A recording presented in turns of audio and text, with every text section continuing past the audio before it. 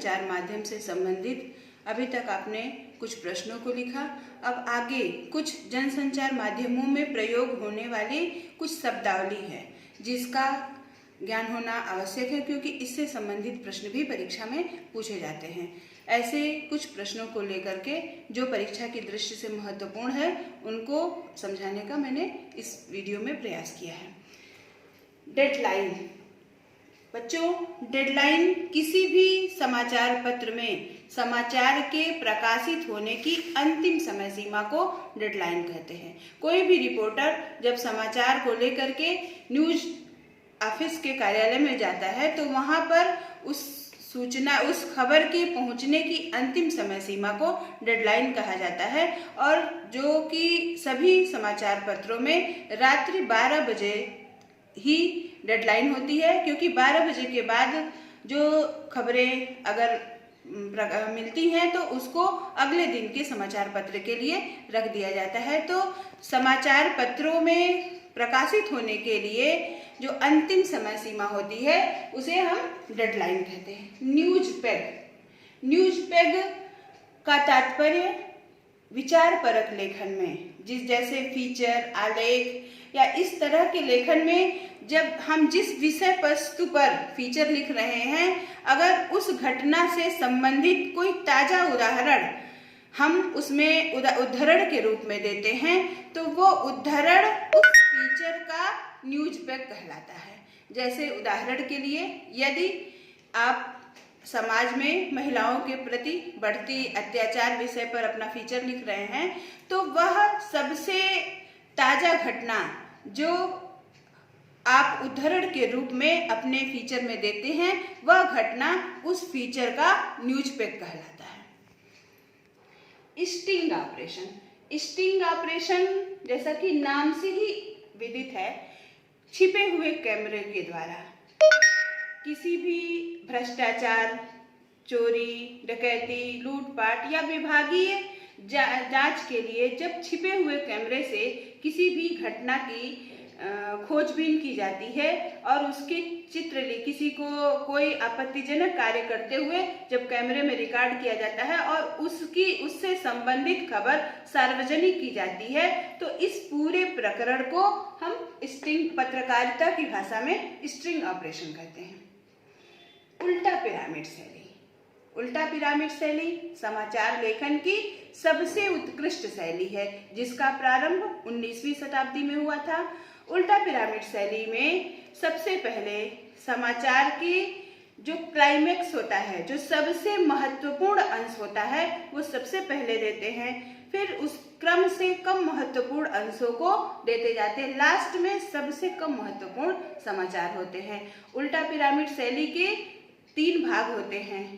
पहला इंट्रो या आमुख या प्रस्तावना, जिसमें उस घटना का सबसे नवीनतम और सबसे महत्वपूर्ण पक्ष प्रकाशित किया जाता है, फिर बॉडी और समापन। इस प्रकार उल्टा पिरामिड शैली समाचार लेखन की उत्कृष्ट शैली होने के साथ साथ 19वीं शताब्दी से सभी समाचार पत्रों के द्वारा स्वीकार की गई शैली है।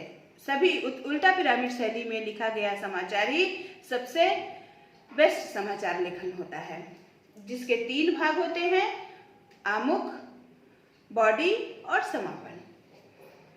पेज 3 पत्रकारिता। पेज 3 पत्रकारिता जैसा कि आप नाम से ही जान रहे हैं कि पेज 3 तीसरे पेज पर प्रकाशित होने वाली पत्रकारिता नहीं है। ये किसी बड़े राजनीतिज्ञ, फिल्मी हस्तियों, बहुत बड़े बिजनेसमैन या अमीरों की पार्टियों, उनके व्यक्तिगत जीवन से जुड़े हुए प्रसंग और उनके विलासितापूर्ण जीवन की खबरें जो मीडिया में कभी कभी आपको देखने को मिलती हैं, वह सभी खबरें जिस पत्रकारिता के अंतर्गत आती हैं उसे पत्रकारिता की भाषा में पेज 3 पत्रकारिता कहते हैं। अपडेटिंग विभिन्न वेबसाइटों पर विभिन्न समाचारों से संबंधित जो सूचनाएं हैं या जो जानकारियां हैं उनको समय समय पर संशोधित, परिवर्धित और परिवर्तित किया जाता है, इस क्रिया को अपडेटिंग कहते हैं। अपडेटिंग जैसा कि नाम से ही विदित है, अपग्रेड करना, यानी कोई भी जानकारी या तथ्य हैं, यदि उसके आगे घटनाक्रम में कोई नवीन तथ्य हमारे सामने आ जाता है तो हम पुरानी सूचना एवं जानकारी को रिप्लेस करके नए तथ्य एवं नई जानकारियां उस स्थान पर जोड़ते हैं। इसी क्रिया को अपडेटिंग कहते हैं। Sting operation. स्टिंग ऑपरेशन छिपे हुए बीट, पत्रकारिता समाचार जगत में पत्रकारिता की भाषा में बीट विभिन्न क्षेत्रों से जुड़े हुए समाचारों को कहते हैं। जैसे समाचार पत्र में विभिन्न क्षेत्रों से जुड़े हुए समाचार होते हैं। जैसे कुछ राजनीतिक समाचार होंगे, कुछ खेल जगत से जुड़े हुए होंगे, कुछ विज्ञान जगत से, कुछ अर्थ जगत से, कुछ राजनीतिक जगत से, कुछ व्यापार जगत के, कुछ विदेश की खबरें होती हैं, कुछ समसामयिक घटनाक्रम होते हैं, कुछ कृषि से संबंधित समाचार होते हैं। तो ये सभी इनको अलग अलग क्षेत्रों से जुड़ी हुई समाचारों को बीट कहते हैं। समाचार की पत्रों की भाषा में इसे बीट कहते हैं। और हर समाचार पत्र में अनेक बीट होती है और इन बीट के पत्रकार भी अलग होते हैं। हर क्षेत्र के समाचार पत्र में समाचार प्रकाशित करने के लिए पत्रकारों का समूह अलग अलग होता है, जो अपने क्षेत्र से संबंधित सूचनाओं का संकलन करता है। जैसे अगर कोई राजनीतिक पत्रकार है तो वो राजनीति उसकी बीट होगी और वो केवल राजनीतिक जगत से ही सूचनाएं संकलित करेगा। ऐसे ही यदि खेल पत्रकार है तो खेल उसकी बीट कहलाती है और केवल वो खेल से संबंधित सूचनाओं को ही समाचार पत्र में प्रस्तुत करता है। इसलिए बीट समाचार लेखन के प्रकार का एक पत्रकारीय भाषा है। फ्लैश या ब्रेकिंग न्यूज। फ्लैश बच्चों, जब कोई भी समाचार या कोई भी कार्यक्रम टीवी चैनलों पर दिखाया जाता है, अचानक कोई ऐसी खबर जो बहुत ही अति आवश्यक होती है, अत्यंत महत्वपूर्ण होती है, तो आप देखते हैं टीवी चैनलों पर नीचे हाईलाइट करते हुए वो ऐसी सूचनाओं का प्रसारण होने लगता है। इसी को फ्लैश कहते हैं, अर्थात अत्यंत महत्वपूर्ण सूचनाओं का त्वरित प्रसारण फ्लैश या ब्रेकिंग न्यूज कहलाता है। ड्राई एंकर जो न्यूज चैनल के जो स्टूडियो में बैठा हुआ एंकर। और ड्राई एंकर जब तक घटना कहीं किसी निर्धारित स्थान पर कोई घटना घटित हुई है और उस घटना का दृश्य जब तक संकलित नहीं हो जाता, तब तक वहां स्थित रिपोर्टर से खबरें लेकर के दर्शकों तक पहुंचाना, बिना दृश्य के रिपोर्टर से प्राप्त खबरों को एंकर द्वारा दर्शकों तक पहुंचाने के घटनाक्रम को ड्राई एंकर कहते हैं। एक बार ड्राई एंकर फिर से समझ लेते हैं।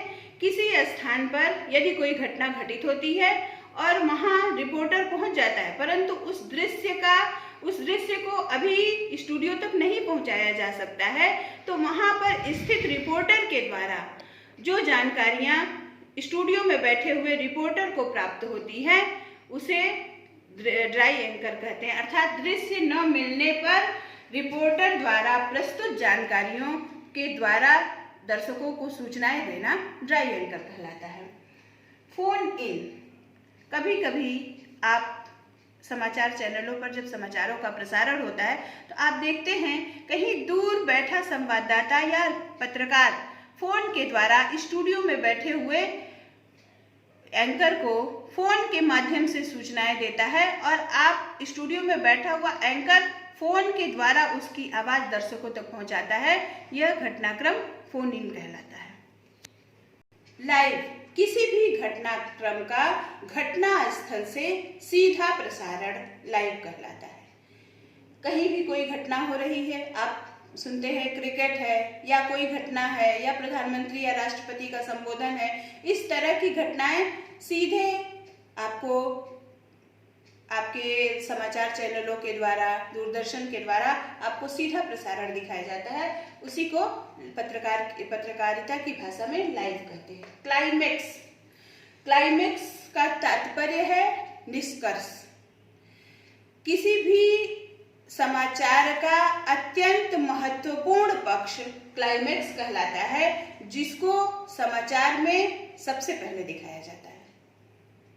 यानी समाचार में दिखाए जाने वाला घटना का सबसे नवीनतम और महत्वपूर्ण पक्ष क्लाइमेक्स कहलाता है। संपादकीय। संपादकीय किसी भी समाचार पत्र में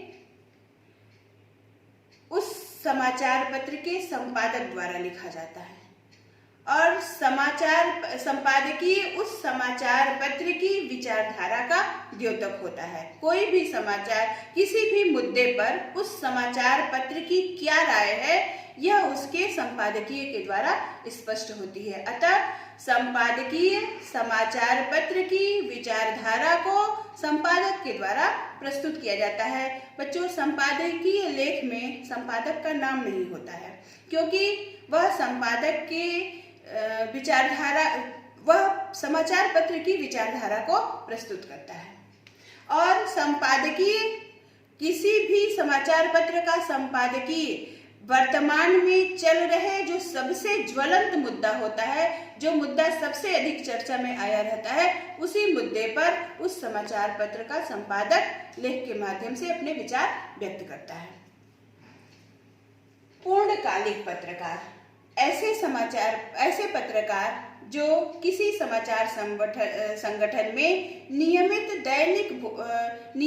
वेतनभोगी कर्मचारी होता है, उसे पूर्णकालिक पत्रकार कहते हैं। वह उस पत्रकार संगठन के या उस समाचार संगठन का नियमित वेतनभोगी कर्मचारी होता है।